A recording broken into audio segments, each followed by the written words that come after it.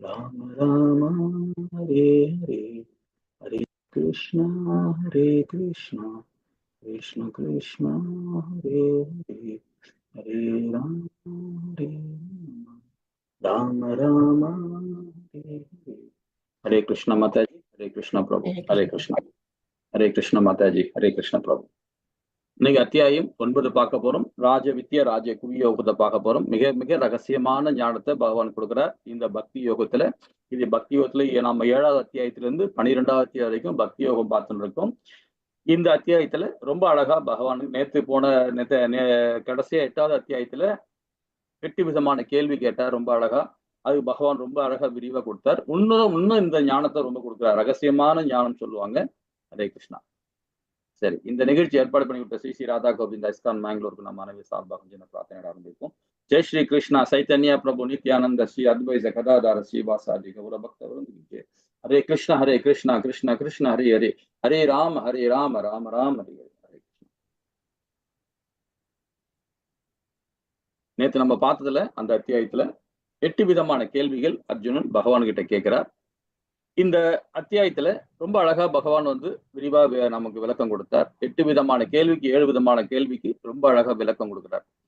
ஆனா 8வது கேள்விக்கு மட்டும் என்ன விரிவா கொடுக்கிறார். ரொம்ப அழகான விரிவா இந்த அத்தியாயம் ஃபுல்லா கொடுக்கிறார் இல்லைங்களா? அது என்ன கேள்வி பார்த்தீங்கன்னா, இறக்கும் தருவாயிலே பகவானுக்கு எப்படி பகவான் நாமத்தை சொல்லி முக்தி அடையணும் இல்லைங்களா? இறக்கும் தருவாய் எந்த நிலையில இருக்கணும்ன்றதை நம்ம ரொம்ப அழகா நேற்று சொல்லி கொடுத்தாங்க. ஹரே கிருஷ்ணா.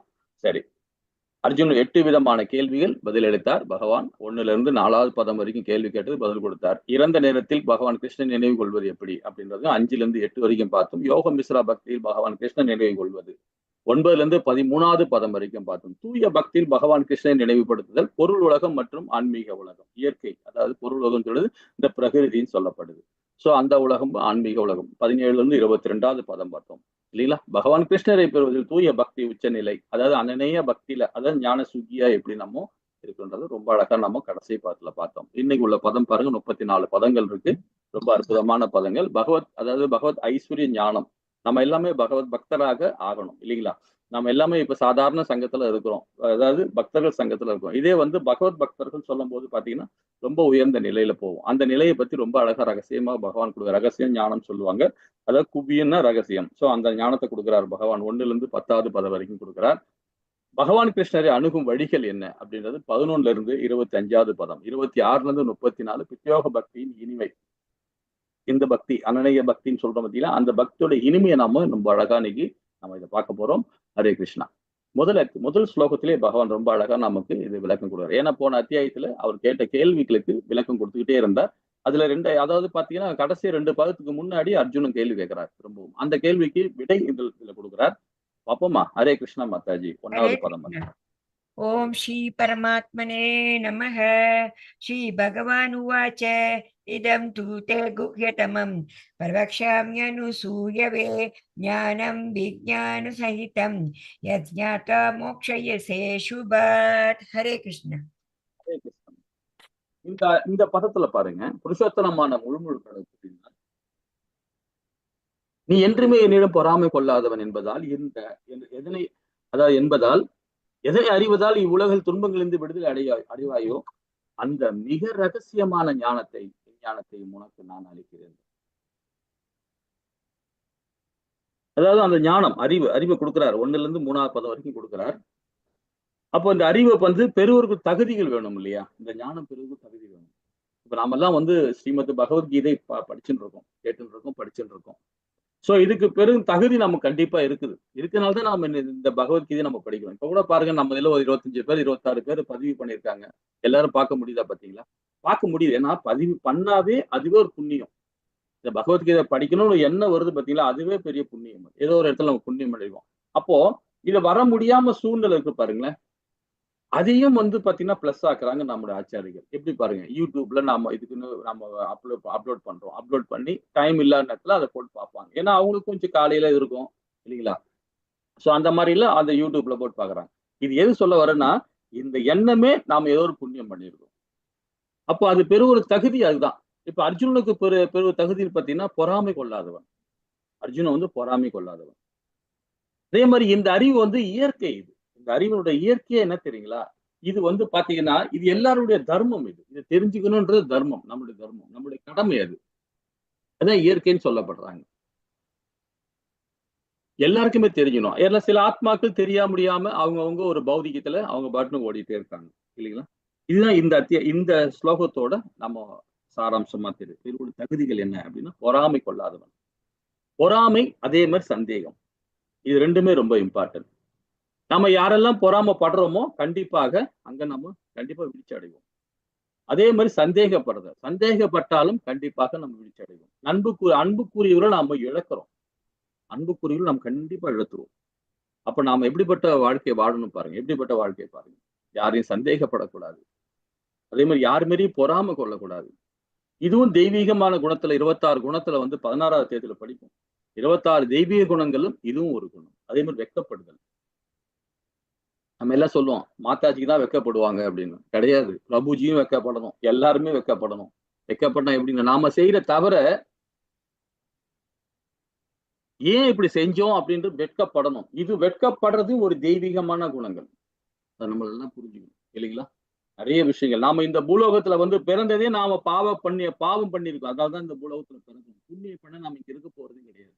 அப்ப எல்லாருமே நாம ஒரு சிறைச்சாலையில தான் இருக்கிறோம். எல்லாமே ஒரு சிறைச்சாலை தான். இது சிறைச்சாலை தான். இதுல இருந்து மீண்டு வரணும்னா பகவான் ஹரிபக்தியோட தான் இருக்கணும். திரும்ப திரும்ப நம்ம சம்சார கடல்ல வந்து விழும்போது பாத்தீங்கன்னா, நம்ம திரும்ப திரும்ப தப்பு பண்ணிக்கிட்டே இருக்கோம். எல்லாமே சிறைச்சாலையில் தான் இருக்கும். இதுல இருந்து மீண்டு வரணும்னா ஹரிபக்தியோட இருந்து பகவான் நாமத்தை பெறணும். அப்ப நம்ம சந்தேகப்படக்கூடாது, யாரையும் பொறாமப்படக்கூடாது. அதுதான் பகவான் சொல்றார். பொறாமை கொள்ளாதவனே என்பதால் தான் இதனை உனக்கு அறிவிக்கிறேன். அப்ப இந்த ரகசியமான ஞானத்தை பெற தகுதி பாருங்க நமக்கு. நம்ம இந்த மாதிரி ஞானம் இல்லாதவங்களுக்கு போய் இந்த பகவத்கீதையை படிச்சாலும் சரி, கேட்டாலும் சரி, அதை வாங்கி என்னதான் படிச்சாலும் சரி, அது மண்டையில ஏறாது. இதுதான் கீதை சொல்ற உபதேசம். செத்தையா உட்காரணும். செத்தையா உட்கார்ந்து அனநேய பக்தியில இந்த பகவத்கீதை படிக்கணும். பகவத்கீதை படிக்கும்போது பாருங்க, பெட்ல படுத்துக்கிட்டு கீழே ஒரு மாதிரி உட்கார்ந்து ஒரு மாதிரி தவறான வகையில வந்து படிக்க கூடாது. சில மாதாஜிங்க பிரபுஜிங்க எல்லாம் உடம்பு சரியில்லாம இருப்பாங்க, சுகம் இல்லாம இருப்பாங்க, பெட்ல படுத்துங்க, அவங்க ஒன்றும் பிரச்சனை இல்லை. இப்ப இதுக்குன்னே தெரியாம சில பேர் என்ன பண்ணுவாங்க, அதை ஆன் பண்ணி வச்சுட்டு இப்படியே சைட்ல படுத்துக்கிட்டு இப்படி படுத்துக்கிட்டு கேட்டுட்டு இருப்பாங்க. இதெல்லாம் வந்து தவிர்க்கப்படணும். ஏன்னா பகவத்கீதை கேட்டது பகவானுடைய ஸ்லோகம் தன்னுடைய காதால கேட்கறதே புண்ணியம். அதை எப்படி இருக்கணும் பாருங்க நம்ம. இல்லைங்களா? ஹரே கிருஷ்ணா. சோ அது பெருவோட தகுதிகள் நாம் படிச்சிடும். அப்ப 2வது வந்து 2வது ஸ்லோகத்துல என்ன சொல்றாரு பாப்போமா? ஹரே கிருஷ்ணா மாதாஜி. ஹரே கிருஷ்ணா. हरे कृष्ण राजविद्या राजगुह्यं पवित्रम् इदम् उत्तमं प्रत्यक्षावगमं धर्म्यं सुसुखं कर्तुम् अव्ययम्. ஹரே கிருஷ்ணா. ஹரே கிருஷ்ணா. இதுல பாருங்க, இந்த அறிவு கல்வியின் அரசனும் எல்லா ரகசியங்களும் மிக ரகசியமான மிக தூய்மையானதாகவும் சொல்லப்படுது. தன்னுணர்வு அனுபவத்தை நேரடியாக அளிப்பதால் இதுவே தர்மத்தின் பக்குவ நிலையாகும். அது அழிவற்றதும் பேரின்பத்துடன் செயலாற்றப்படுவதும் ஆகும். இப்ப இந்த ஞானத்தை கற்றறிந்த தன்னுணர்வு அடைந்த ஆத்மாக்கள் யாரு சொன்னா, நம்மளுடைய சில பிரபுக்கள், நம்மளை என்னென்ன பிரபு. சோ இது மாதிரி ஆச்சாரிகள், இந்த மாதிரி ஆச்சாரிகள் மூலியமா தான் நம்ம பெற முடியும் இந்த ஞானத்தை. நம்ம எடுத்துமே சுயமா ஒரு பகவத்கீதை புக் எடுத்து நம்ம படிக்க முடியுமா? படிச்சாலும் நம்ம உணர முடியுமா? கண்டிப்பா உணர முடியாது. அதான் மகாத்மா காந்தி என்ன சொல்றாரு, நம்ம எப்பெல்லாம் இந்த கீதையை நம்ம படிக்கிறோமோ அப்பெல்லாம் ஒரு உத்வேகம் கொடுக்கும் நமக்கு. இது பத்தாது, இது பத்தாது, இது பத்தாது, இன்னும் கொடுத்துக்கிட்டே இருக்கும். சோ அப்படிப்பட்ட ஞானம் அது. இந்த இதுல என்ன சொல்றாரு, இப்ப தன்னுணர்வு அனுபவத்தை நேரடியாக அளிப்பதால் பகவான் பாருங்க, தன்னுணர்வு அடைஞ்ச ஆத்மாக்கள் மூலமா இதே தர்மத்தின் பக்குவ நிலையாகும். அக்தி அடிவன் பேரானது விஞ்ஞானம் இது. இப்ப நம்ம 13 அத்தியாயத்துல இதை பத்தி விரிவா இன்னும் படிக்கலாம். எப்படி சொல்ல பார்த்தோன்னா, அன்னமய்யா கோசான்னு ஒரு இது இருக்கு. அதே மாதிரி பிராணமய்யா கோசா, ஞானமய்யா கோசா, விஞ்ஞானமய்யா கோசா, அதுக்கப்புறம் தான் ஆனந்தமய்யா கோசா. இப்ப அன்னமய்யா கோசான்னும் போது நாம சாப்பிடுற உணவு இருக்கு பாத்தீங்களா, அதுலயும் பக்தி இருக்கு. சாப்பிடுற உணவுல கூட பக்தி இருக்கு. நம்ம வாய்க்குள்ள என்னென்ன பொருள் போதோ அதுவும் பக்தி இருக்கு. நம்ம சுவாசிக்கிற காத்துலயும் பக்தி இருக்கு. இந்த 2த்தையும் தெரிஞ்சவன் ஞானி ஆக முடியும். அந்த ஞான யோகத்தோட தெரிஞ்சவன் ஞானி ஆக முடியும். அதுதான் ஞானமய்யா கோசா. இந்த ஞானம் இருந்த நம்ம என்ன பண்றோம், இந்த விஞ்ஞானத்தை புரிஞ்சுக்கணும். எப்படி அன்னமய்யா கோசா பிராணமய்யா கோசா, அன்னத்தை உண்ணும் போது எப்படி செரிமனம் ஆகுது, எப்படி உள்ள போகுது. இங்க பாருங்களேன், ஒண்ணு இதுவும் சயின்ஸ் சொல்லுது. சாப்பிடு நம்ம அன்னத்தை உண்ணும் போது வாயில அது நல்லா மென்னு சாப்பிட்டு தான் உள்ள இறக்குவோம் இல்லைங்களா?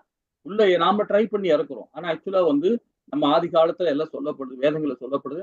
நாம செய்யவே தவிர நம்ம வெறுமனே சகிச்சுட்டு இருந்தாவே, பல்லால கடிச்சிட்டு இருந்தாவே போதும், ஆட்டோமேட்டிக்கா உணவு அப்படியே அழகா இறங்குமா. இறங்கணும், நம்ம முழுங்க கூடாது. இத கூட பகவத்கீதை சொல்லுதுங்க. 11 அத்தியாயத்துல இத கூட இதையும் பக்தி சொல்லுது. அதே பகவானுடைய பிரசாதம் சாப்பிடும் போது பாத்தீங்கன்னா அழகா போகும். எல்லாம் இந்த நாக்குல உமிழ் நீர் தெரியல, அந்த எச்ச சொல்லுவோம் பாருங்க, உமிழ் நீர். அந்த உமிழ் நீரோட சேர்ந்து அந்த உணவு உள்ள போகும்போது அங்க அக்னி பகவான் நம்ம உள்ள வயிற்றுக்குள்ள இருந்துட்டு எல்லாம் செரிமனம் பண்ணிடுவார். எல்லாமே செரிமனம் பண்ணுவார். அப்ப புலால் உணவு, தேவையில்லாத கெட்டு போன உணவு, இதே பகவானுடைய பிரசாதம் இருந்தா கூட 3 மணி நேரத்துக்கு பிறகு சாப்பிடுறது அதுவும் கெட்டு போன சாப்பாடு தான். அதையும் சாப்பிடக்கூடாது. பகவானோட சாப்பாடை ஃப்ரிட்ஜில் வைக்க கூடாது, உப்பு சேர்க்க கூடாது, தண்ணி மிக்ஸ் பண்ணக்கூடாது, அந்த 3 மணி நேரத்துல சாப்பிடக்கூடாது. இதே பகவானுடைய பிரசாதமா இருந்தா கூட. இது கீதை ரொம்ப அழகா சொல்லுது. இதெல்லாம் 17, 18 அத்தியாயத்துல படிப்போம். இதை பத்தி எல்லாம் விரிவா படிக்கலாம். அதே லெவல் 2ல வந்தீங்கன்னா இன்னும் விரிவா படிக்கலாம் இல்லைங்களா? அப்போ உணவு உண்றதை கூட பாருங்க பகவான் சொல்றாரு. அந்த சுவாசிக்கிற காத்துல கூட பாருங்க. நம்ம என்ன நினைக்கிறோம், நம்ம காத்து இயற்கையில கிடைக்குது, அது அப்படியே உள் போது வெளியே வருதுன்னு நினைச்சிருக்கோம். இதுவும் பகவானுடைய செயல் தான். இது நம்மளுடைய செயல் கிடையாது. இது பகவானுடைய செயல் தான். நம்ம ஏதாவது மூச்சை பிடிச்சா நாம என்ன பண்ணுவோம், ஆத்மா வெளிதான் போகும் இல்லையா? இதுவும் அவர் கையில தான் இருக்கு. இதவும் பக்தியா நாம செஞ்சோம்னு வச்சுக்கலாம், இன்னும் கொஞ்சம் மேன்மையா லைஃப் கொண்டு போகலாம். இன்னும் லைஃப் இன்னும் கொண்டு போகலாம். இந்த உடலுக்கு இன்னும் கொஞ்சம் லைஃப் கொடுக்கும். ஏன் கொடுக்குறது எதுக்காக? இன்னும் பகவானுக்கு பக்தி செய்யணும், இன்னும் பகவானை திருப்திப்படுத்தணும். அந்த எண்ணத்துல நம்ம பண்றோம். இதைதான் சொல்ற ராஜ யோகத்தை நான் அவனுக்கு கொடுக்குறேன்டாங்க இல்லைங்களா? எப்பவுமே நம்ம செய்யற செயல்ல நிறைய செயல் செய்வோம். பாவம் செய்வோம், புண்ணியமும் செய்வோம். இப்போ ஒரு புண்ணியத்தை செய்யறோம்னு வச்சுங்களேன், என்ன பண்றோம், ஒரு விதை வைக்கிறோம். அந்த விதை வச்சோன்னு என்ன ஆகுது பாருங்க, ஒரு சின்ன செடியா வருது, அப்படியே மழை, அப்படியே இன்னும் கொஞ்சம் பெருசா வருது, அப்படியே மரமாகுது. அப்புறம் என்ன ஆகுது பாருங்க, பூ விடுது, அப்புறம் காய் காய்க்குது, கனி பாருங்க, லட்சக்கணக்கான கனி காய்க்குது ஒரு சின்ன விதையில. இது இப்ப புண்ணியம் செஞ்ச உடனே அவ்வளவு புண்ணியம். அதாவது தெய்வீகமான குணங்கள்ல 26 குணங்கள் இருக்குங்க. 26 குணங்கள். அதுல ஒரு குணம், வெட்கப்படுற குணத்தை இருந்தா போதும். வெட்கப்படுறது குணம், அது நம்ம ஷார்ட்டா சொல்றேன். அந்த குணம் இருந்தாவே போதும், 25 குணம் பின்னாடியே வந்துடும், கூடவே வந்துடும். அதே அறியாமையில இது அசுர குணங்கள் 6 குணம் தான் இருக்கு. அந்த 6 குணத்துல மோசமான குணங்கள் இருக்கு. நம்ம என்ன சொல்லுவோம், அறியாமை, தெரியாம செஞ்சுட்டேன் அப்படின்னு நம்ம சொல்லுவோம். அதுவும் அசுர குணம் தான். 6வதா வர்றது அறியாமையில சொல்றது, அதுவும் அசுர குணம் தான். பாருங்க எப்படிப்பட்ட ஞானத்தை கொடுக்குறாரு பாருங்க பகவான் இல்லைங்களா? நாம எல்லாம் தெரியாம நம்ம போயிட்டே இருக்கிறோம்.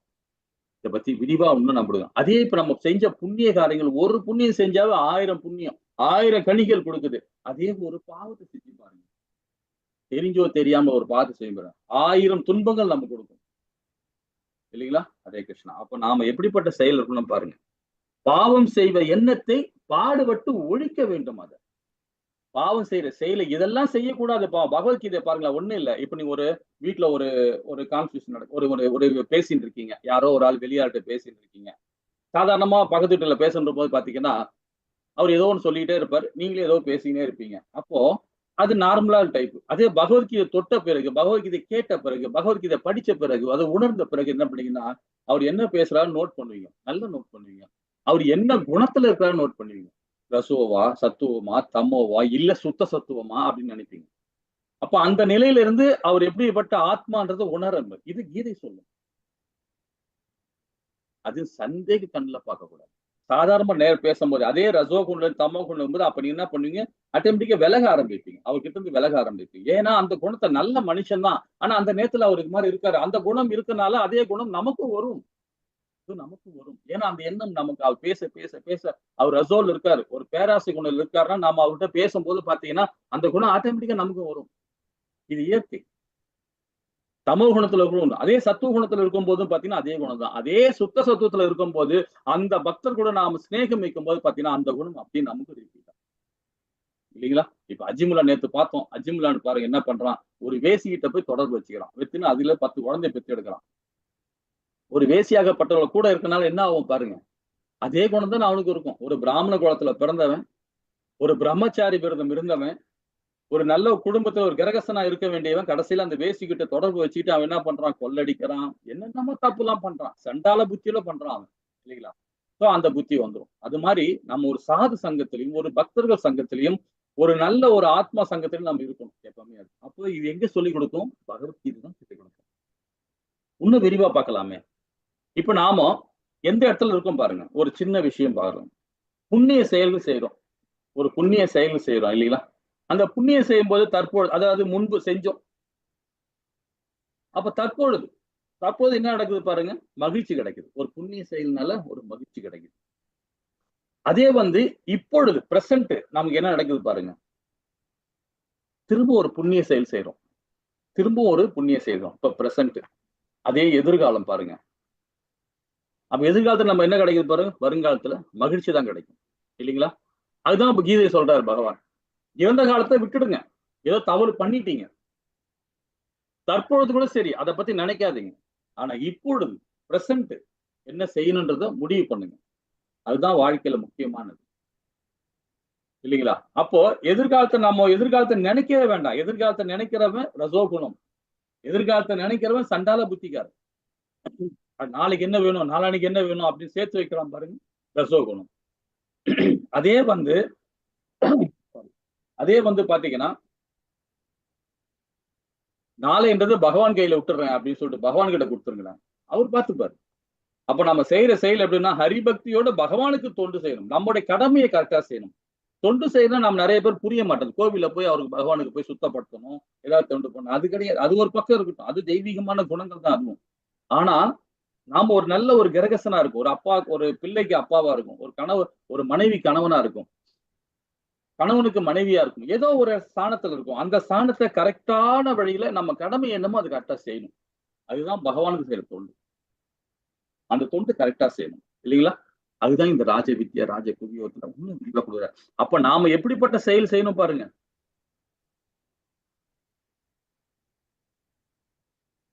தீய நல்லவருக்கு நடப்பதே இல்லை, தீயவை நல்லவருக்கு நடப்பதே இல்லை.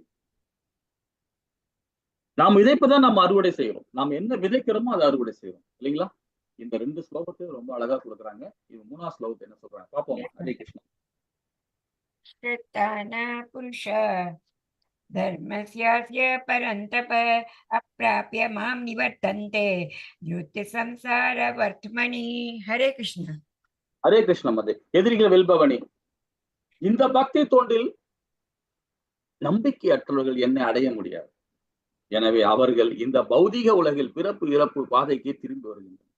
பகவான் மேல நம்பிக்கை வைக்கணும். நம்பிக்கை இல்லைன்னா அந்த கீதை ஏறவே ஏறாது. அதான் சொன்னார் பகவான், பொறாமை கொள்ளாதவன், பொறாம இருக்கக்கூடாது, சந்தேகம் இருக்கக்கூடாது, அதே மாதிரி நம்பிக்கை இருக்கணும். எல்லாருமே நம்பிக்கை இருக்கணும். நம்பிக்கை இல்லைன்னா கண்டிப்பா நம்ம இழப்பு வரும். அதை பத்தி கவலையப்படாதீங்க. இப்ப நம்பிக்கை வச்ச பிறகு ஒருத்த நம்ம துரோகம் பண்றான்னு நினைக்காதீங்க. அது பகவான்கிட்ட ஒப்படைச்சிருங்க. நான் என்னுடைய நம்பிக்கை, இதுவும் நம்பிக்கைன்றது தெய்வீக குணம் தான். இதுவும் தெய்வீகமான குணம். அது பகவான்கிட்ட ஒப்படைச்சிருங்க. நீங்க அதை முடிவு பண்ணாதீங்க.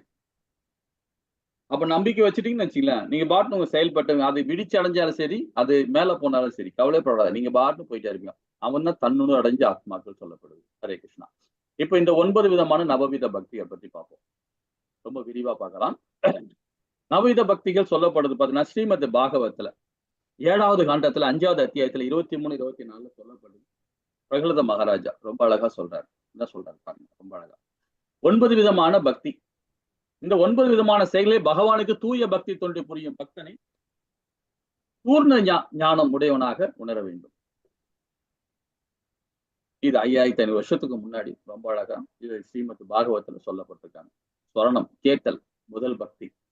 இப்ப நாம எல்லாமே கேட்டுதான் இருக்கிறோம். பகவானுடைய நாமத் மூலியமாக அவருடைய கீதையை நம்ம கேட்டு இருக்கோம். அவர் நமக்கு உபதேசம் பண்ணதை கேட்டு இருக்கோம், இல்லைங்களா?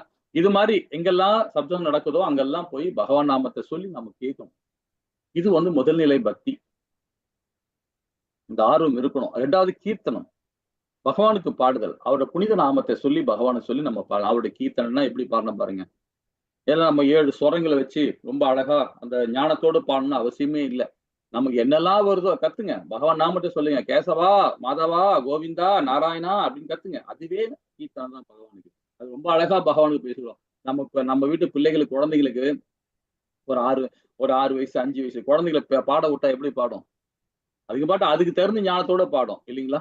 அப்ப அத கேட்டு ரொம்ப இனிமையா நாம எப்படி ரசிக்கிறோம். அதே மாதிரி தான் பகவான் ரசிப்பார். நம்ம என்ன பேசினாலும் சரி, அவருடைய அருளால, அவருடைய ஞானத்தால, அவருடைய இதனால நம்ம படிச்சோம்னு வச்சுக்கோங்க, பண்ணோம்னா அவர் கேட்டுன்னே இருப்பார் அவர். அதுதான் கீர்த்தனம்.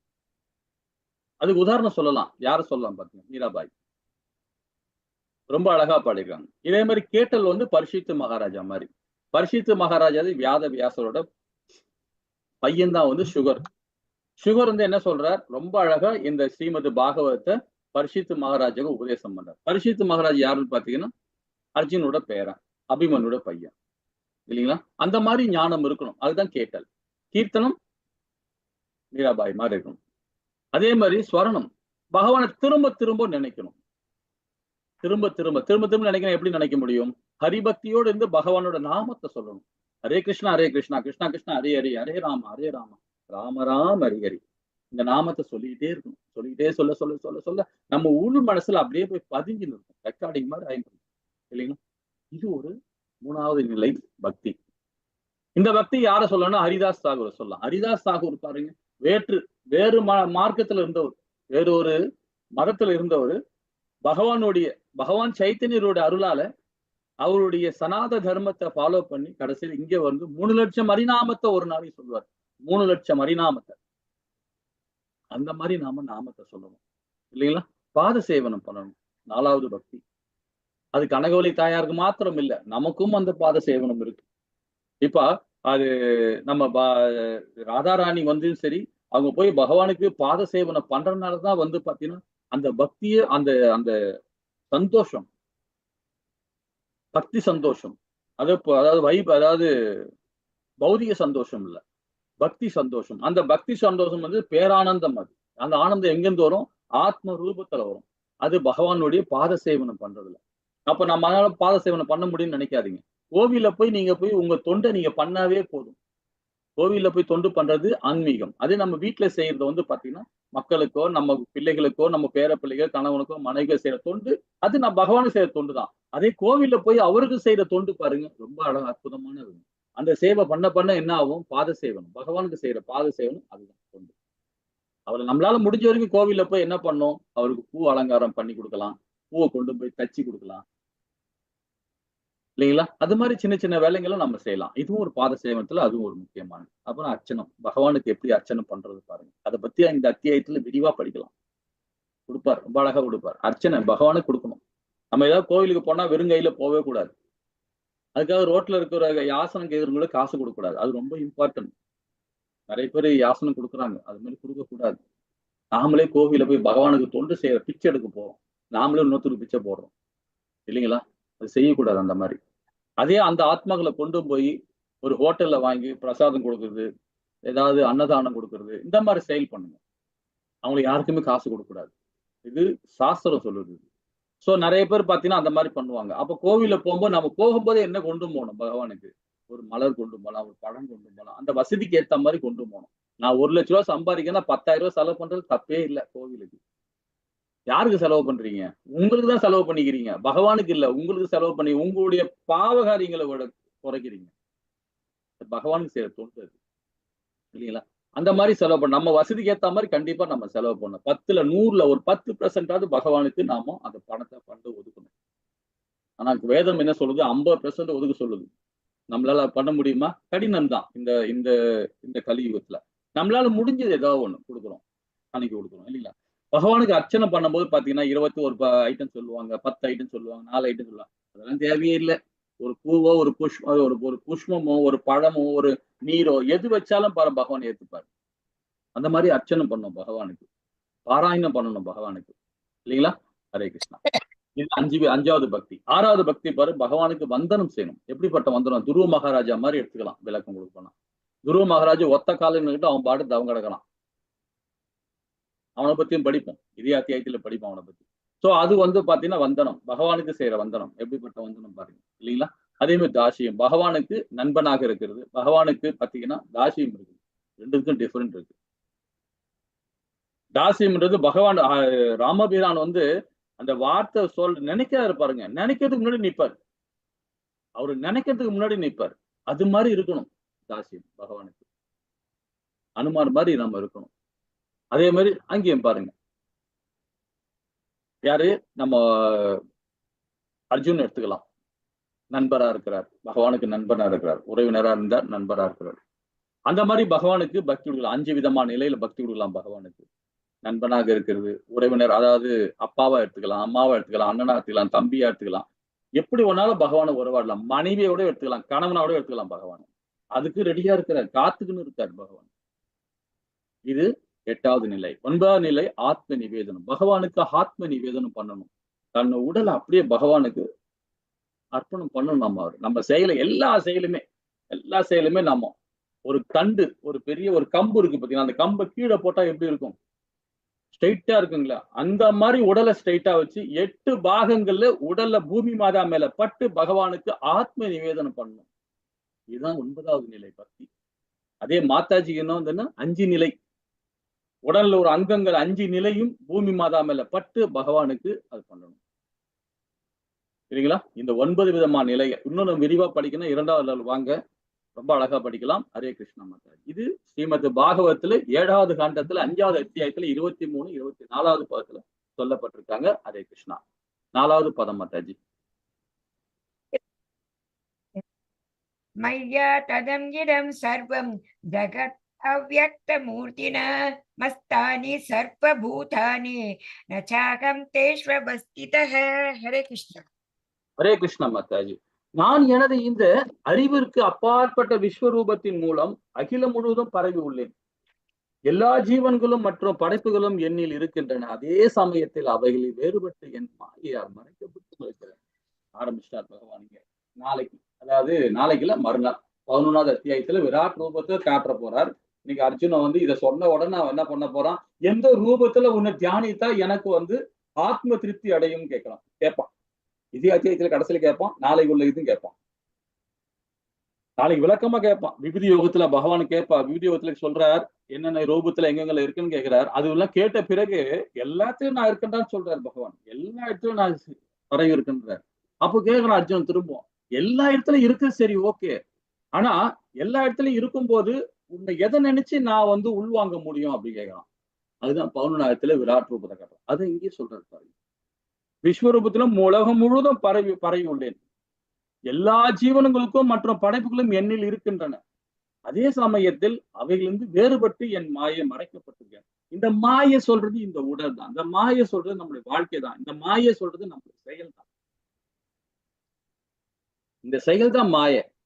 இந்த வாழ்க்கை தான் நம்ம மாயை. இதனால நம்ம மறைக்கப்பட்டிருக்கோம். இந்த மறைக்கப்பட்டு வெளியிருந்து வந்தாதான் நம்ம வந்து உத்தமனா பகவான் லோகத்துக்கு நம்ம போக முடியும். அப்படி இல்ல, அப்படிப்பட்ட வாழ்க்கையை நம்ம வந்து எப்படி வாழணும் பாருங்க. ஹரிபக்தியோட பகவானுடைய அனநிய பக்தியில நம்ம வாழணும். இல்லைங்களா? 5:6 என்ன அழகா சொல்றாரு பாருங்க. ஹரே கிருஷ்ணா மாதாஜி. ஓகே.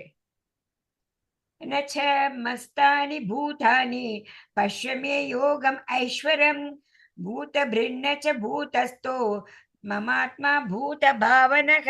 ஹரே கிருஷ்ணா. 6வது மாதாஜி. 6வது ஓகே. यथाकाशस्थितो नित्यं वायु सर्वत्र गो महान् तथा सर्वाणि भूतानि मस्तानि युत्युपादरय. ஹரே கிருஷ்ண மாதாஜி. ஹரே கிருஷ்ணா. ஹரே கிருஷ்ணா. 5ல சொல்றாரு பாரு, இருப்பினும் படைக்கப்பட்டவை எல்லாம் என்னில் நிலை பெற்றிருக்கவில்லை. எனது யோகத்தின் ஐஸ்வர்யத்தை பார். நானே எல்லா உயிர்களுக்கும் காப்பவன் என்ற போதிலும், எங்கும் நிறைந்தவன் என்ற போதிலும், நான் இந்த பிரபஞ்சத்து தோற்றத்தில் ஒரு பகுதி அல்ல. ஏனெனில் நானே படைக்கப்பட்ட மூல காரணம். படைக்கப்பட்ட மூல காரணம். இப்ப 4வது அத்தியாயத்துல உன்னத ஞானத்தை படிக்கும் போது பகவான் சொன்னார், அந்த சராசரங்களை படைக்கும் போது, ஏன்னா இந்த ரகசியமான ஞானத்தை, இந்த விஞ்ஞானத்தை சூரிய பகவானுக்கு கோடான கோடி வருஷத்துக்கு முன்னாடி சொல்லிட்டார் பகவான், உபதேசம் பண்ணிட்டார். இல்லைங்களா? அதே மாதிரி பிரம்மாவை பத்தி ரொம்ப அழகா சொல்லியிருக்காரு. 1000 பிரம்மாக்கள், லட்சக்கணக்கான பிரம்மாக்கள் இருக்காங்க, கோடிக்கணக்கான பிரம்மாக்கள் இருக்காங்க. அதை பத்தி நம்ம 4வது அத்தியாயத்துல படிச்சிருக்கோம். அதுதான் சொல்ல வர. அதே மாதிரி இப்ப எங்கும் வீசி கொண்டு உள்ள பலத்த காற்று எவ்வாறு எப்பொழுதும் ஆகாயத்தில் உள்ளதோ அதே போல படைக்கப்பட்ட அனைத்துமே எண்ணில் அமைந்துள்ளது அறிவாயாகின்றது. இப்ப காற்று மண்டலம் எப்படி இருக்கும் பாருங்க. ஒரு குறிப்பிட்ட லெவலுக்கு மேலதான் காற்று இருக்கும், அதுக்கு மேல காற்றே இருக்காது, அதுக்கு மேல வளிமண்டலத்துல காற்றே இருக்காது, எல்லாம் நம்ம மிதக்குவோம்.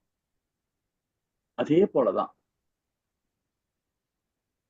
படைக்கப்பட்ட அனைத்துமே எல்லா இடத்துலயும் பகவான் இருக்கார். ஆனா அதுல பகவானுக்கு நமக்கு சம்பந்தமே இல்லை. அது நல்லா புரிஞ்சுக்கணும். நம்ம என்ன நினைப்போம், கோவிலுக்கு போறோம், கோவில போய் நிறைய பிரச்சனைகளை போய் சொல்றோம் அவர்கிட்ட போய். அவர் காது கொடுத்து கேட்க மாட்டார், காது கொடுத்து கேட்க மாட்டார். ஏன்னா அவர் அதுக்கு இல்ல வரல, அவர் அதுக்கு போய் கோவில்ல இருந்து உட்கார்ந்து இல்ல. நாம பகவானுக்கு தொண்டு பண்றோம், நம்ம கடமையை நாம செய்யறோம், அங்கதான் பகவான் இருக்காரு, அங்கதான் பகவான் இருக்காரு. உங்களுக்குள்ளேயே இருக்க. என்னை ஏன்டா பார்க்க வர கோயில், எனக்கு ஏன் வரே வராத, உங்களுக்குள்ளவே நான் இருக்கிறேன் இல்லையா? இருந்து ஹரிபக்தியோடு இருந்து வாழ்க்கையை அழகா வாழு, ஹாப்பியா வாழுன்ற. எல்லா செயலையும் எனக்கு ஒப்படைச்சிரு, எந்த இதையும் கவலை ஏத்துக்காது. என்ன எது செஞ்சாலும் என்ன நினைச்சு செய். எதை கொடுக்கறதால, எதை சாப்பிடறதால, எதை தூங்குறதால, எதை இனப்பெருக்கம் பண்றதால என்ன நினைச்சு பண்றான். ஒருத்தர் இப்பதான் கேட்கும்போது யூத் கிளாஸ்ல கேட்டார், என்னங்க இனப்பெருக்கத்தை பத்தி சொல்றீங்களேங்க அப்படின்னு. ஆமா, இனப்பெருக்கம் பண்ண குழந்தை பிறக்கும். என்ன குழந்தை பிறக்கும்? ஆனா பிறந்தா பகவான் கிருஷ்ணர், ராதே. பெண் குழந்தை பிறந்தா ராதே. எனக்கு ராதே நீதான் மகளாக வரணும், பகவானே நீதான் எனக்கு மகனாக வரணும். இதுதான் இனப்பெருக்கம். இதுதான், இது கூட பகவான் சொல்றாரு. மன்மத லீலையிலும் நான் தான்டா இருக்கிறேன்றார். 10வது அத்தியாயத்துல வீடியோவில் சொல்றாரு, அந்த மன்மதும் நான் தான்றார். இந்த உடலே நான் தான், உள்ளுக்குள்ள உறுப்பும் நான் தான், உள்ளுக்குற ஆத்மாவும் நான் தான். அப்ப நீ யாரு? ஒண்ணுமே கிடையாது, நீ எல்லாம் மாய அப்படின்றார் இல்லைங்களா? ஹரே கிருஷ்ணா. இன்னும் விரிவா பாப்பாமா 8, 9 படிக்கட்டுமா? प्रकृतिं स्वमावष्टभ्य विसृजामि पुनः पुनः भूतग्रामम् इमं कृष्णम् अवशं प्रकृते वशात् न च मां तानि कर्माणि निबध्नन्ति धनञ्जय उदासीनवदासीनम् असक्तं तेषु कर्मसु. हरे कृष्ण. 8வது பதம் பாருங்க.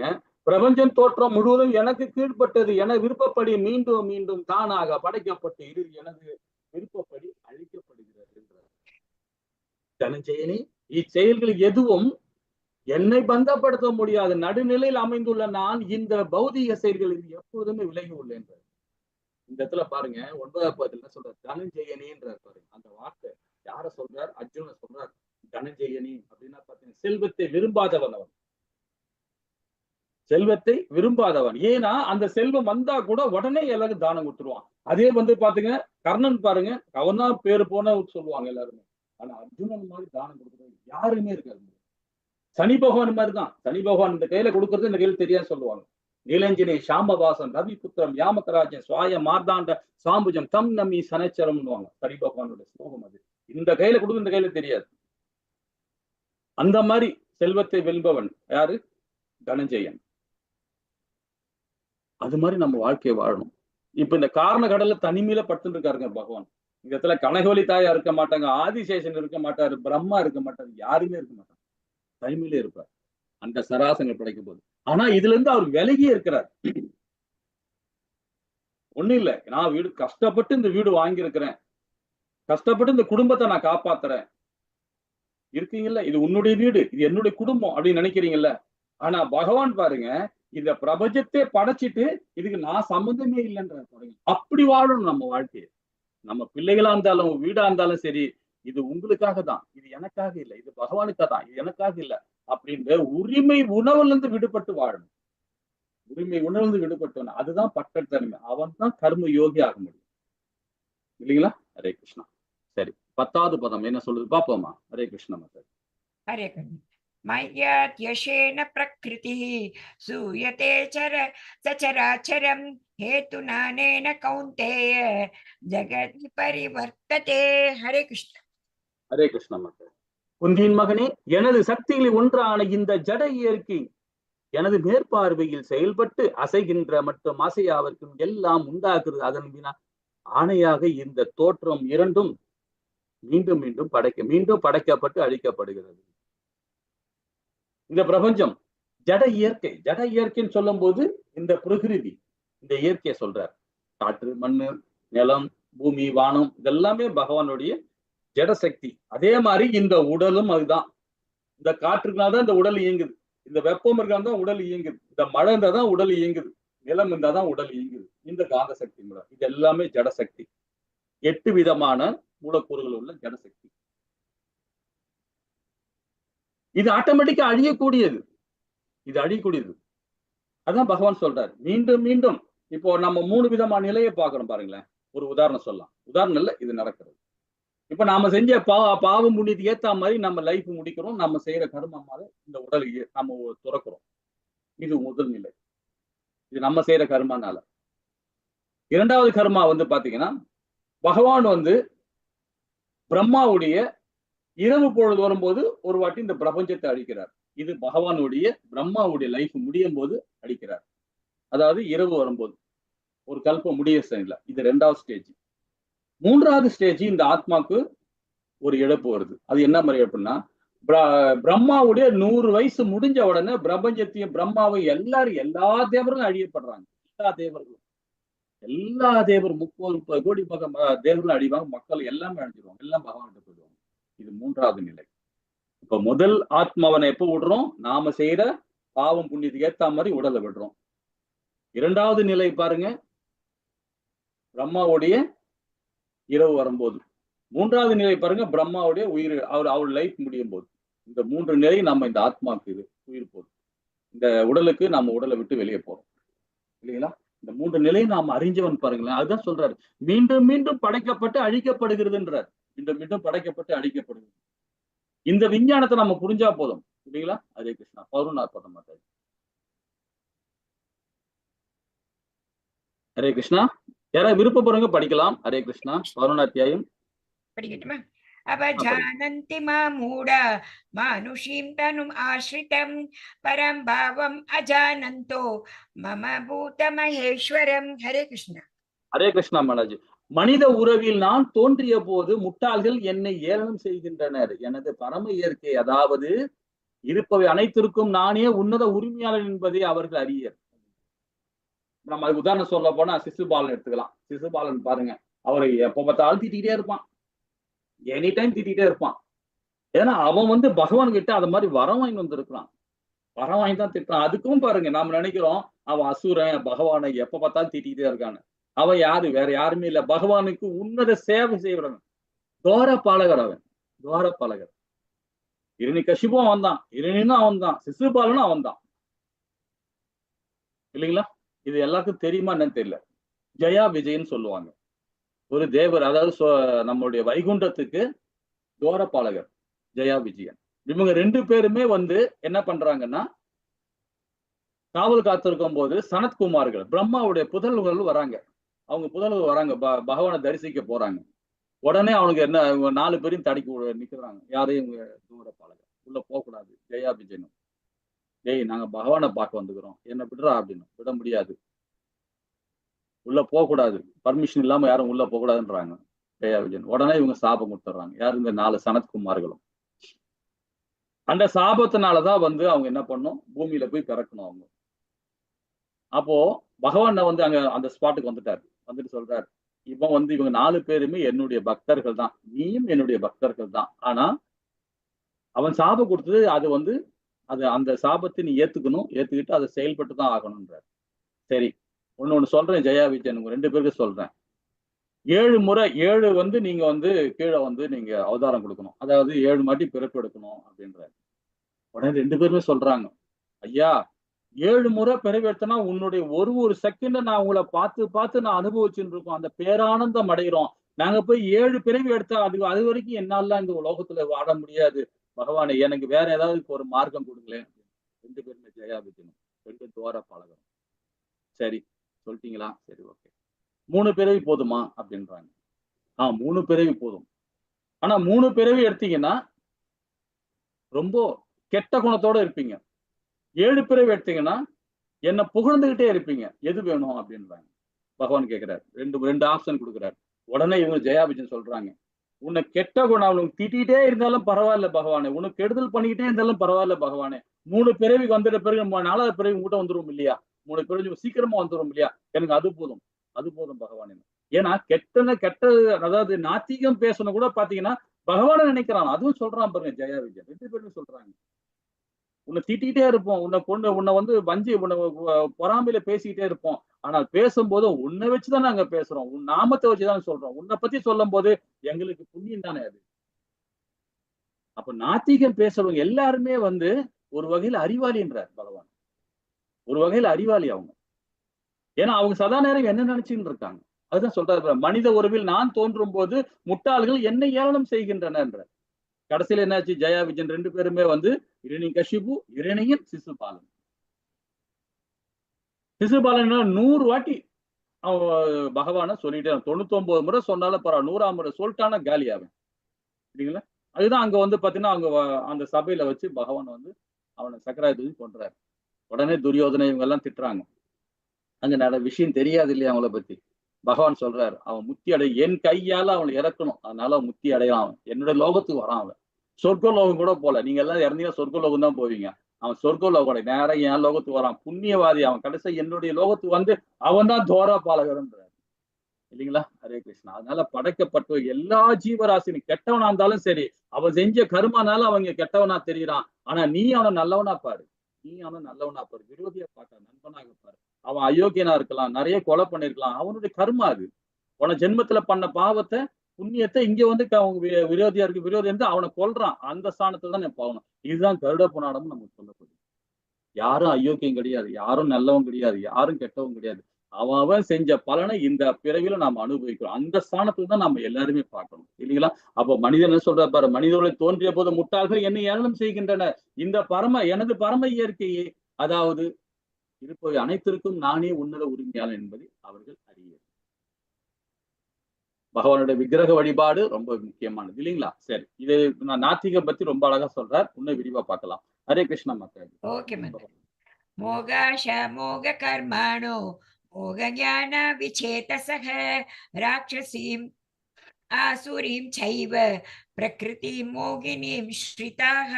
ஹரே கிருஷ்ணா. ஹரே கிருஷ்ணா. இவ்வாறு குழம்பியவர்கள் ராட்சசத்தனமாக, கருத்தனமாக நாத்திக கருத்துக்களை கவரப்படுகின்றன. அத்தகைய மயங்க நிலையில் அவர்களது முக்திக்கான ஆவல், பல நோக்கு செயல்களை அறிவு பயிற்சிகள் ஆகிய அனைத்தும் தோல்வி அடைகின்றன.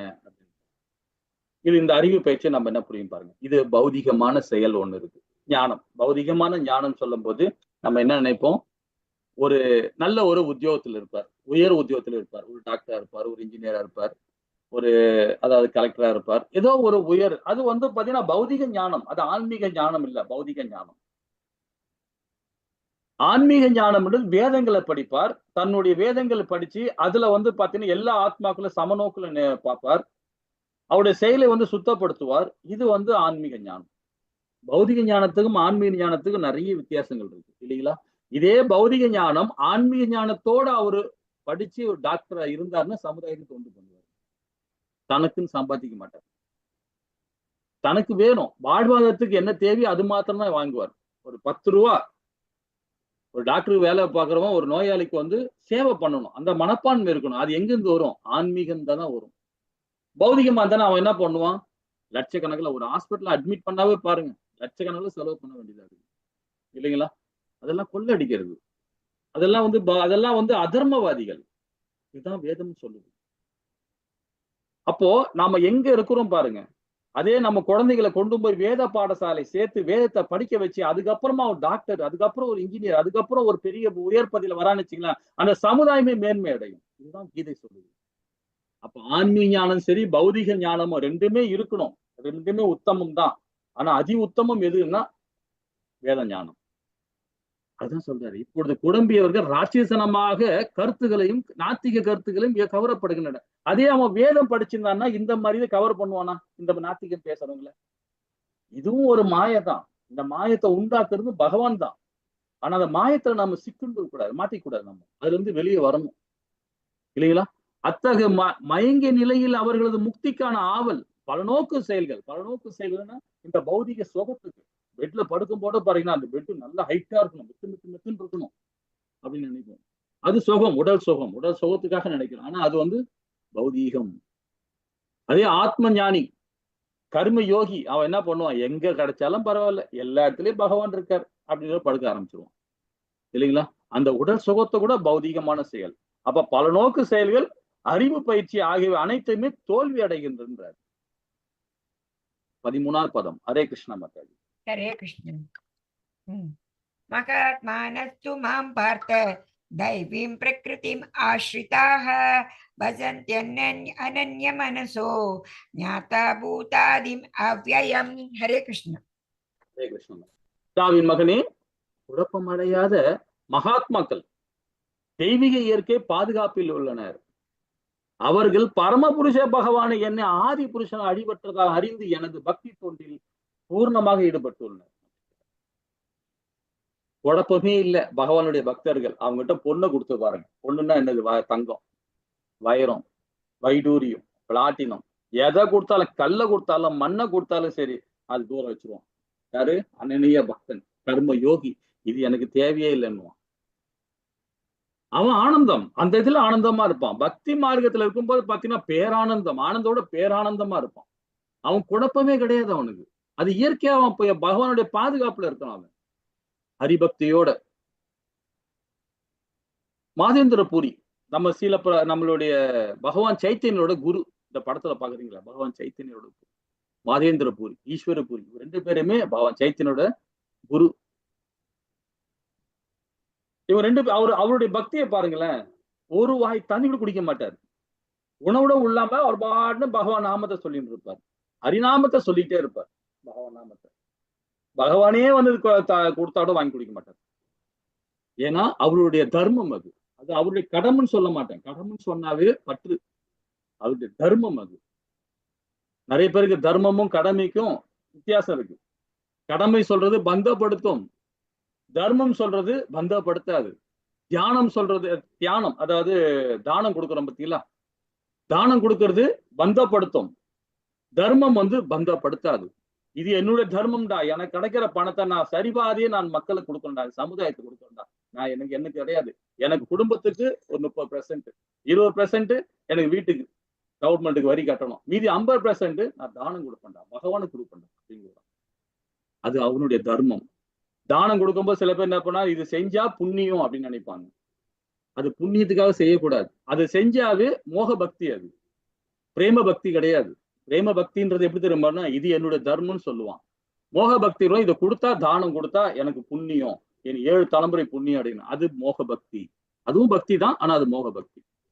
திரும்ப திரும்ப நாம இங்கதான் பிறப்போம். அப்ப மாதேந்திர பூரி எப்படி இருக்காரு பாரு, ஸ்ரீ மாதேந்திர பூரி. அந்த மாதிரி நாம பக்தி பரவசத்தோட நம்ம பகவானுக்கு புரிஞ்சு. ஆனா கொஞ்சம் கடினம் தான். அதை பயிற்சி பண்ண ரொம்ப ஈஸியா வந்துடும் இல்லைங்களா. 14வது பதம். ஹரே கிருஷ்ணா மாதே. ஹரே கிருஷ்ணா. हरे कृष्ण. सततं कीर्तयन्तो मां यतन्तस्य दृढव्रताः नमस्यन्त्यस्य मां भक्त्या नित्ययुक्ता उपासते. हरे कृष्ण. எப்பொழுது எனது புகழை கீர்த்தனம் செய்து கொண்டு திடமான உறுதியுடன் முயன்று கொண்டு எனக்கு வந்தனை செய்யபடி இந்த மகாத்மாக்கள் பக்தி நித்தியமாக என்னை வழிபடுகின்றனர்.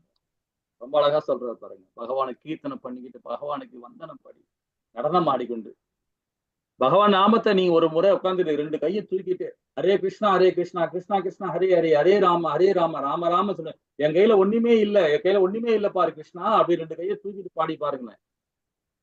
உடம்பே சிலுக்க ஆரம்பிச்சிடும் நமக்கு. ஆட்டோமேட்டிக்கா சிலுக்க. அதுதான் அவர் தான் மகாத்மான்றார். 2 கையை தூக்கிட்டு ஹரிபக்தியோட என்ன சொல்லணும், என்கிட்ட ஒண்ணுமே கிடையாது, நீதான் என்னோட உடல் ஃபுல்லா நீதான் இருக்கிற அப்படின்னு நினைச்சு அது மாதிரி பக்தி கொடுக்கணும் பகவானுக்கு இல்லைங்களா. ஹரே கிருஷ்ணா. 17வது பதம். பிதா பிதாஹம் அஸ்ய ஜகதோ மாதா தாத்தா பிதாமகः வேதம் பவித்ரம் ஓம்கார ரிக்ஸாமயஜுர் ஏவச்ச.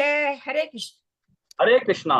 இந்த அகிலத்தில் தந்தையும் தாயும் காப்பவனும் பாட்டனும் நானே. அறியப்பட வேண்டிய பொருளும் தூய்மைப்படுத்தும் பொருளும் ஓம் என்னும் மந்திரத்தையும் நானே. வேதங்களையும் நானே. இந்த 4 வேதங்களும் சரி, இந்த 108 உபநேசங்களும் சரி, 18 புராணங்களும் சரி, எல்லாமே பகவான் தான் இல்லைங்களா. பாட்டனுக்கு பாட்டன் சொல்லுவான், தாத்தனுக்கு தாத்தன், சக்திமானுக்கு சக்தின்னு. சக்திமானுக்கு சக்தி. அப்படி எப்படிப்பட்ட இது பாருங்க இல்லைங்களா. ஹரே கிருஷ்ணா. ஓகே 18-19 மாதாஜி. படிங்க. படிங்க. प्रभु साक्षी निवासः शरणं सुहृत् प्रभवः प्रलयः स्थानं निदानं बीजम् अव्ययम् तपास्यम् अहं वर्षं निग्राहम् उत्सृजामि च अमृतं चैव मृत्युश्च सदसचामहम् अर्जुन. हरे कृष्ण. ஹரே கிருஷ்ண மாதாஜி. நானே இலக்கு, காப்பவன், தலைவன், சாட்சி, வசிப்பிடம், அடைக்கும் மற்றும் மிக நெருங்கிய நண்பன் நானே. படைப்பு, அறிவு, எல்லாவற்றின் ஆதாரம், தங்குமிடம் மற்றும் நாத்தி, அதாவது நித்தியமான இதையும் ஆவேன்றது. இப்ப சாட்சியா எங்க இருக்காரு பாருங்க, நம்ம இதயத்துல தான் இருக்கிறார். நம்ம சாட்சியா நம்ம நினைச்சுட்டு இருக்கோம், நாம தான் செயல் பண்றோம், பகவான் கோவில தான் இருக்காருன்னு எல்லா இடத்துலயும் இருக்காருன்னு சொல்றாங்க. ஆனா நமக்குள்ளேயும் இருக்கிறார், சாட்சி பறவையாக இருக்கிறார். உள்ள உட்கார்ந்து நம்ம என்ன பண்றோம், என்ன செஞ்சுன்னு இருக்கிறோம். வசிப்பிடமும் அவர் தான், நமக்குள்ளதான் வசிக்கிறார். அதான் நம்ம ஆச்சாரி சொல்லுவாங்க, கோயிலுக்கெல்லாம் போய் நீ சேவை பண்ணோட அவசியமே இல்லடா, வீட கோவிலாக்கு, உன்ன நீ கோவிலாக்கியோன்னு, உன்ன கோவிலாக்கு. 12 இடத்துல நம்ம பகவான் நாமத்தை வச்சுக்கோ, 12 இடத்துல உடல்ல நாமத்தை வச்சுக்கோ. ஏன்னா உள்ளுக்குள்ள பகவான் இருக்கார், இங்க இருக்கிறார் பகவான்.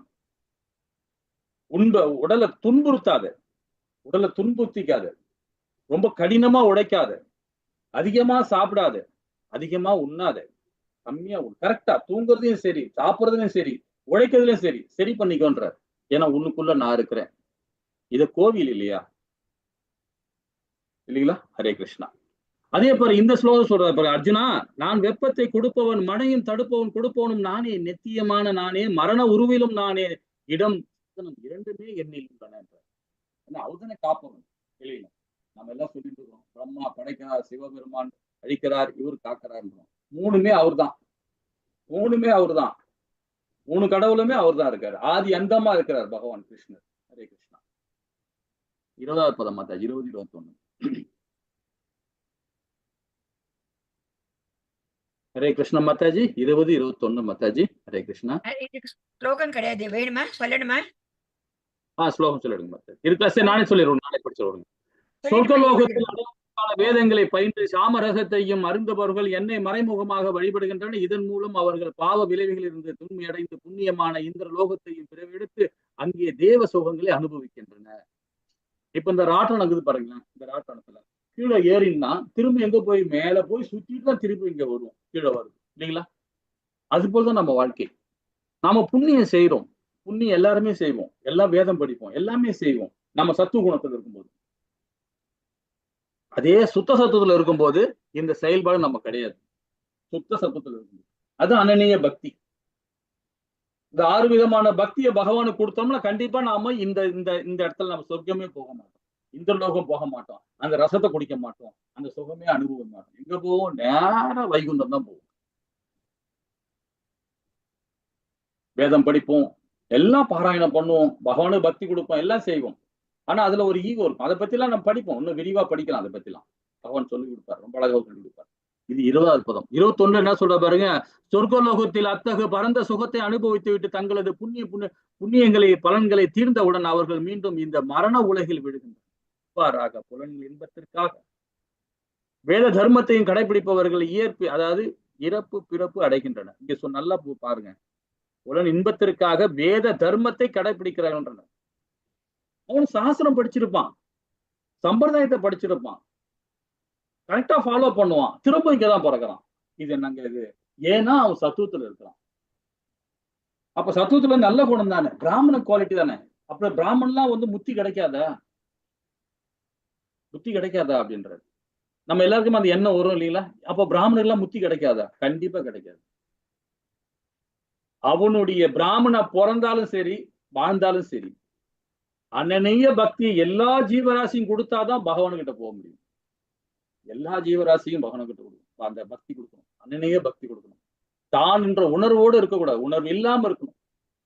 அந்த உணர்வு இல்லாம இருந்தாதான் பகவான்கிட்ட போக முடியும். இல்லைன்னா திரும்பவும் சொர்க்கம் தான் போவோம், திரும்பவும் நாம பிரம்மலோகம் தான் போவோம், திரும்பவும் இந்த சிவலோகம் தான் போவோம், திரும்பவும் நாம பித்ருலோகம் தான் போவோம், திரும்பவும் இங்கதான் வருவோம். இந்த மத்திமல் தான் பரப்போம் திரும்பவும். ஹரே கிருஷ்ணா. 22வது பதம். ஹரே கிருஷ்ண மாதாஜி. ஓகே பிரபுஜி. அனன்யா சிந்தயந்தோ மாம் ஏ ஜனா பரியுபாசதே தேஷாம் நித்யாபியுக்தானாம் யோகக்ஷேமம் வஹாம்யஹம். ஹரே கிருஷ்ண. ஹரே கிருஷ்ணா. இவ பாக்குறீங்களே காட்சி, பகவானுடைய காட்சி பாருங்க படத்துல. இவர்தாங்க பரமாத்மா, இவர்தான் நம்ம இதயத்துல இருக்கிறார், இவர்தான் நம்ம இதயத்துல இருக்கிறார். 3வது விஷ்ணு இவர்தான். இவ்வளவு அழகா காட்சி கொடுக்கிறாரு பாருங்க. ஆனால் எனது திவ்ய ரூபத்தின் மீது தியானம் செய்து கொண்டு களங்கமற்ற பக்தி, அது அனனிய பக்தி. என்னை நித்தியமாக வழிபடுவர்களுக்கு அவர்களுக்கே வேண்டியவற்றை கொடுத்து அவர்களிடம் இருப்பனவற்றை காத்தும் நான் பாவடிக்கிறேன். ரொம்ப அழகா சொல்றாரு பாருங்க. அந்த பக்தியில இருக்கணும் பகவான் கிட்ட, இல்லைங்களா? 23வது பதம் மாதாஜி. ஹரே கிருஷ்ணா. தேவதா பக்தா யஜந்தே ஸ்ரத்தயான்விதாஹ தேபி மாமேவ கௌந்தேய யஜந்தே அவிதி பூர்வகம். ஹரே கிருஷ்ண. ஹரே கிருஷ்ணா. மற்ற தேவர்களை நம்பிக்கையோடு வணங்கும் பக்தர்கள் உண்மையில் என்னை மட்டுமே வழிபடுகிற குந்தியின் மகனே, ஆனால் அத்தகைய வழிபாடு தவறான வழியில் செயல்படுவதாகும் அப்படின்றார். தேவர்களை வழிபாடு பண்றது தவறான வழிதான். அது நேரம் விரயம் பண்றோம். ஏன்னா அங்க போனால் திரும்ப இங்கதான் வரப்போறோம். எங்க? இந்த மத்தியமா, இந்த துக்காலத்தை தான் பிறக்க போறோம், இந்த பூலோகத்தை தான் திரும்பவும் பிறக்க போறோம். அதை பண்றதோட பகவான் ஹரிபக்தியோட இருந்து அவரை நினைக்கும் போது அவருடைய கட்டளை நம்ம செயல்பட ஆரம்பிச்சோம்னா எங்க போகும்? வைகுண்டம் தான். திருப்பி நம்ம பிறப்பே கிடையாது. அப்ப அது கால நேர விரயம் தானே. இந்த உடல் கிடைச்சிருக்கு, நம்ம ஒரு பிராமண குலத்துல பிறந்திருக்கோம், ஒரு நல்ல குடும்பத்துல பிறந்திருக்கோம், ஒரு செல்வந்த குடும்பத்துல பிறந்திருக்கோம். ஆனா பிறந்து பலன் என்ன, பயன் என்ன? கிடையவே கிடையாது. நம்ம ஹரிபக்தியோட இருந்து அனனிய பக்தியை கொடுத்தாதான் பகவான் கிட்ட போகணும், இல்லைங்களா? ஹரே கிருஷ்ணா. 25வது பதம் என்ன சொல்லுது பாப்போம். ஹரே கிருஷ்ணா. யாந்தி தேவவ்ருதா தேவான் பித்ருன் யாந்தி பித்ருவ்ரதாஹ பூதானி யாந்தி பூதேஜ யாந்தி மத்யாஜினோ அபி மாம். ஹரே கிருஷ்ண மாதாஜி. தேவர்களை வழிபடுவர்கள் தேவர்களுடைய பிறப்பார், முன்னோர்களை வழிபடுவர்கள் அதாவது முன்னோர்களையும் செல்வர், பூதங்களை வழிபடுவர்கள் பூதங்களிலே பிறப்பார், மேலும் என்னை வழிபடுவர்கள் என்னிடமே வருகின்றனர். கரெக்டா சொல்லிட்டார். தேவர்கள் வழிபடும் எங்க போறோம்? தேவலோகத்து தான் போகும். முன்னோர்கள் வழிபடும் பித்ருலோகத்துக்கு போகும். பூதங்கள் வழிபடும் அதுல பாதாளம் தான், நரகலோகம் தான். அங்க போய் ஒரே கஷ்டப்பட வேண்டியதான், இல்லைங்களா? ஹரே கிருஷ்ணா. 26வது பதம் ரொம்ப அற்புதமான பதம் இது. ஹரே கிருஷ்ணா மாதாஜி. ஹரே கிருஷ்ணா. ஓகே. பத்ரம் ஒரு நிமிஷம். பத்ரம் புஷ்பம் ஃபலம் தோயம் யோ மே பக்த்யா பிரயச்சதி தத் அகம் பக்த யுபஹிருதம் அஷ்னாமி பிரியதாத்மனஹ. ஹரே கிருஷ்ணா. ஹரே கிருஷ்ணா மாதாஜி. அன்புடன் பக்தியுடன் ஒருவன் ஒரு இலையோ ஒரு பூவோ ஒரு பழமோ நீரோ அளித்தால் அதை நான் ஏற்கிறேன் பகவான். இது பகவானுக்கு சமர்ப்பணம் பாருங்க. இது பகவானுக்கு அர்ச்சனை பாருங்க. இந்த படத்துல பாருங்க, தட்டுல ஃபுல்லா பகவானுக்கு பிரசாதம் பாருங்க. இதெல்லாம் பண்ண முடியல, என்கிட்ட வசதி இல்லை, பிரச்சனையே இல்லை. ஒரு கொட்டாங்குச்சி தென்னை ஓடு இருக்கு பத்தியில, தேங்காய் ஓடு, அந்த ஓடுல தள்ளி ஜலம் விட்டு அதுல கொஞ்சம் போல ஒரு துளசி இலை போட்டாவே போதும், பகவான் சுத்தமா எடுத்துப்பாரு. அது கொடுத்தாவே போதும் அவருக்கு. என்கிட்ட பாத்திரம் இல்ல, பண்டு இல்ல, ஒண்ணு இல்லை அப்படின்னு சும்மா தண்ணி கீழே போற தண்ணியை ஊத்திட்டு ஒரு துளசி இலை போட்டாவே சுத்தமாயிடுங்க. அந்த தண்ணி அசுத்த தண்ணியே சுத்தமாயிடும். அதை கொடுத்து பாருங்க, பகவான் அற்புதமா எடுத்துப்பாரு. அதான் சொல்றாரு, ஒரு இலையோ ஒரு பூவோ ஒரு பழமோ நீரோ அளித்தாலே அதனை நான் ஏற்கிறேன்றார், இல்லைங்களா? 27வது பதம், இதுவும் அருமையான பதம். ஹரே கிருஷ்ணா. எஸ் பிரபுஜி. யத் கரோஷி யத் அஷ்னாசி யத் ஜுஹோஷி ததாசி யத் பஸ்யசி கௌந்தேய தத் குருஷ்வ மத் அர்ப்பணம். ஹரே கிருஷ்ணா. ஹரே கிருஷ்ணா. குந்தியின் மகனே, எதையெல்லாம் நீ செய்கின்றாயோ, எதையெல்லாம் நீ உண்ணுகிறாயோ, எதையெல்லாம் நீ படைக்கின்றாயோ, எதையெல்லாம் நீ கொடுக்கின்றாயோ, எந்த தவங்கள் எல்லாம் நீ செய்கின்றாயோ அதனை எனக்கு அர்ப்பணம் செய்வாயாக என்றார். பகவானுக்கு அர்ப்பணம் பண்ணினார். ஆத்ம நிவேதனம் பண்ணி பகவானுக்கு அர்ப்பணம் பண்ணினோம் எல்லா செயலுமே. இதான் தியான யோகத்திலையும் பகவான் கொடுக்குறாரு. தியான யோகத்திலையும் சரி, தியாக யோகத்திலையும் சரிதான் கொடுக்க சொல்றாரு. ஒண்ணும் இல்லைங்க, நீ காலையில இருந்து ஓடிக்கிட்டே இருக்கீங்க, உழைச்சுக்கிட்டே இருக்கீங்க, உழைங்க, நல்லது. பௌதிகத்துக்கு நல்லது, ஆன்மீகத்துக்கு நல்லது. உழைங்க. சம்பாரிச்ச பிறகு அதை மக்கள் கொடுக்க போறீங்க, சமுதாயத்துக்கு கொடுக்க போறீங்க, உழைக்கணும். அதே முடிச்சு வந்த பிறகு இரவுல படுக்கும்போது கொஞ்சம் போல ஜலம் விட்டுட்டு கையில எடுத்துட்டு பகவானுக்கு அர்ப்பணம் பண்ணுங்க. பகவானுக்கு அவர்கிட்ட ஆத்ம நிவேதனம் பண்ணிட்டு இன்னைக்கு செஞ்ச காலையில இருந்து செஞ்ச இன்னி வரைக்கும், இப்போ வரைக்கும், இந்த பிரசன்ட் வரைக்கும் எல்லா செயலுமே உங்களுக்கு தியாகம் பண்ற பகவானையும் சொல்லிட்டு ஜலத்தை 3 வாட்டி நிலத்துல போடுங்க, போட்டு படுத்து பாருங்களேன், மறுநாள் காலைல ஹாப்பியா எழுந்துப்பீங்க, சந்தோஷமா எழுதுப்பா. இந்த எல்லா செயலுமே பகவானே உனக்கு அர்ப்பணம் சொல்றோம். கிருஷ்ணா அர்ப்பணம் அஸ்து, அவ்வளவுதான் முடிஞ்சிடுச்சு இல்லைங்களா? அந்த மாதிரி பக்தியை பகவானுக்கு கொடுக்கணும் இல்லைங்களா? 29வது பதம் என்ன சொல்லுது பாப்போமா? ஹரே கிருஷ்ணா மாதாஜி. Yes. समोहं सर्वभूतेषु न मे द्वेष्योऽस्ति न प्रियः ये भजन्ति तु मां भक्त्या मयि ते तेषु चाप्यहं. हरे कृष्ण. ஹரே கிருஷ்ணா. நானே யாரிடம் பொறாமை கொள்ளாத, பாரபட்சம் காட்டுவதே இல்லை. நான் அனைவரும் சமமானவன், அனைவருக்கும் சமமானவன். ஆயினும் பக்தி எனக்கு அன்பு தொண்டு புரிபவன் யாராயினும் அவன் எனது நண்பன். அவன் என்னில் இருக்கிறான், நானும் அவனுக்கு நண்பனாக இருக்கிறேன். ஏன்னா பகவான் யாரையும் பாரபட்சம் பார்க்க மாட்டார். ஏன்னா தன்னுடைய பிள்ளையை நம்ம எதை பார்ப்போமா? மூத்தவன் நல்லா இருப்பான், சின்ன பையன் கெட்டு போயிட்டான், 3வது பையன் கெட்டு போயிட்டான் அப்படின்னு சொல்லுவோமா? சொல்லவே மாட்டோம். 3 பிள்ளைகளும் நம்முடைய பிள்ளைகள் தான். அப்படிதான் பகவான் பார்ப்பார். அவன் பணக்காரன், ஏழை, அது அவனுடைய கர்மா. அது எனக்கு அதுக்கு சம்பந்தமே இல்லை. அது அவனுடைய கர்மா. அவன் நல்லவனா இருந்தாலும் கெட்டவனா இருந்தாலும், பண வசதி இருந்தாலும் சரி, பண வசதி இல்லைனாலும் சரி, எப்படி இருந்தாலும் அவன் என்னுடைய மகன். அப்படிதான் பார்ப்பார் இல்லைங்களா? எல்லாருமே சம நோக்கு தான் பார்ப்பார் பகவான். ஹரே கிருஷ்ணா. 30வது பதம் மாதாஜி. ஹரே கிருஷ்ணா. சரி, எத்தனாவது? நான் இந்த இது வேற இதுவா படித்தேன். ஒரு நிமிஷம். 30. 30. ஆமா. 30. ஓகே. अपि चेत् सुदूराचारो भजते माम् अनन्यभाक् साधुर्येव स मन्तव्यः सम्यक् व्यवसितो हि सः. हरे कृष्ण. ஒருவன் மிகவும் மோசமான செயலை செய்தாலும் அவன் பக்தி தொண்டை பிழையராது ஈடுபட்டிருந்தால் அவனை சாதுவாக கருத வேண்டும், ஏனெனில் அவன் எனது தீர்மானத்துக்கு திடமாக உள்ளான்.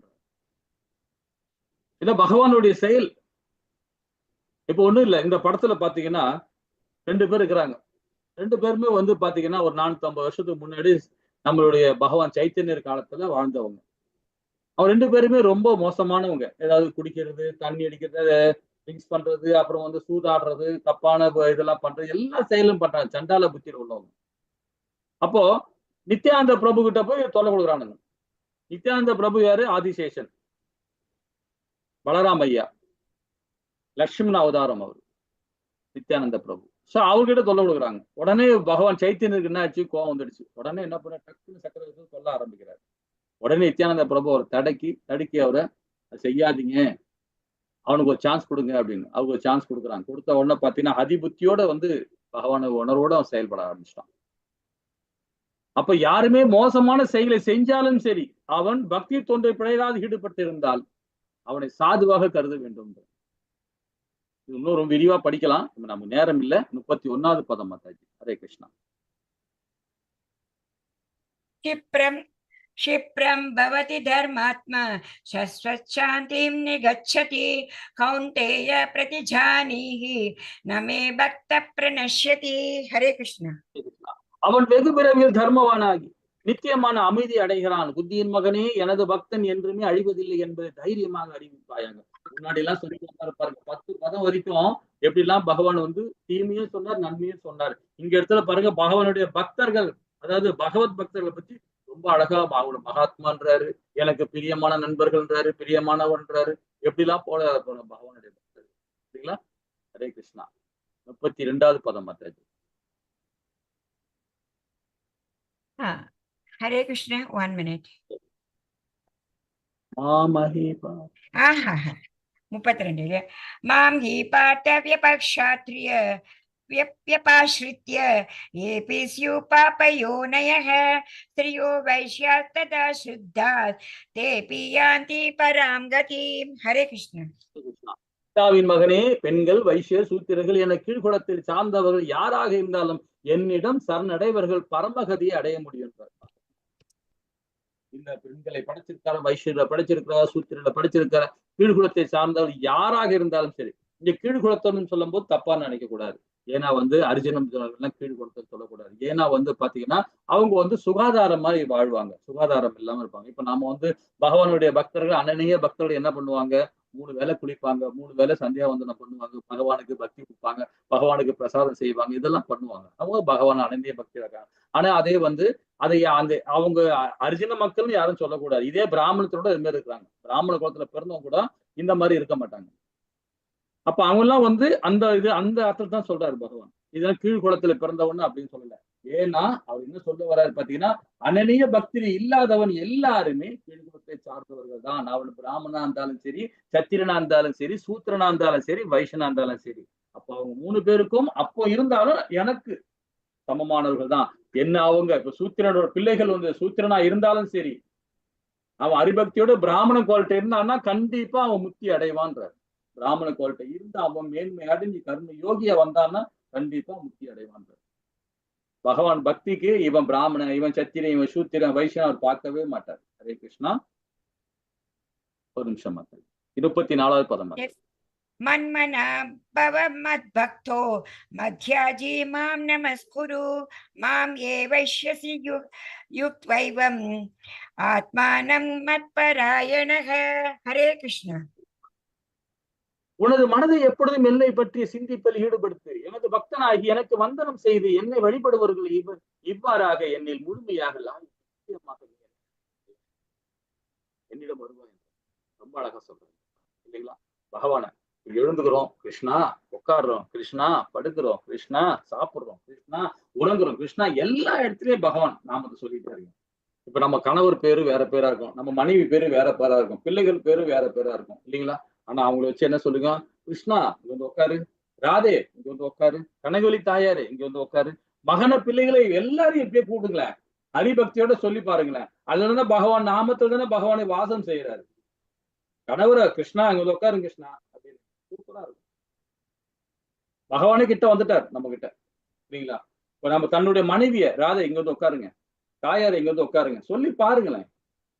ஹரிபக்தியோட சொல்லி பாருங்க இல்லைங்களா? அதி உத்தமம் அது, அந்த செயலே உத்தமம் ஆகும் இல்லைங்களா? ஹரே கிருஷ்ணா. இதோட இந்த அத்தியாயம் முடிக்கிறோம். ஹரே கிருஷ்ணா.